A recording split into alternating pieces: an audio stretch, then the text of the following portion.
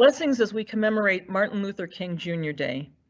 In his letter from the Birmingham jail, the Reverend Dr. Martin Luther King Jr. wrote, "Injustice anywhere is a threat to justice everywhere.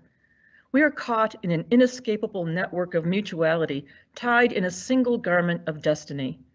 Whatever affects one directly affects all indirectly." We also recall this passage from 1 Corinthians that says, "If one member suffers, all suffer together with it. If one member is honored, all rejoice together with it." The racial reckoning in our broader society is forcing us as this church to acknowledge the rampant white supremacy that exists in this country and the complicit role our church plays, especially in our collective silence and in the lack of action to dismantle the structural and institutional racism present within and among us.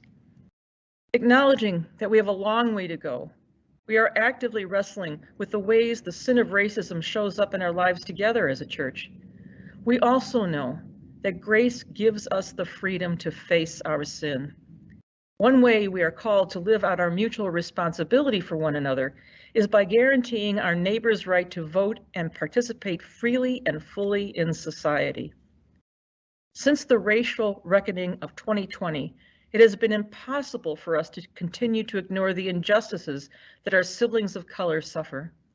The pandemic continues to show us just how deep the sin of racism goes, from the murders of Black and brown people by authorities to the disproportionate numbers of Black and brown people dying from COVID. On January 18th, the day following Martin Luther King Jr. Day, the ELCA will observe the National Day of Racial Healing, a growing national initiative to encourage acts of service and raise awareness of racial injustice.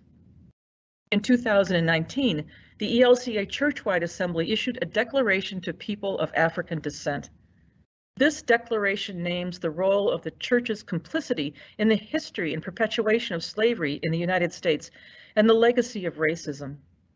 In its actions, the ELCA Church Council called congregations, synods, and the churchwide organization to observe an annual day of repentance from racism. Last year, this church affirmed that the National Day of Racial Healing would be added to the ELCA's recognized event dates. This day is an opportunity for people, organizations, and communities to call for racial healing, to bring people together in their shared humanity, recognizing that we are all created in God's image.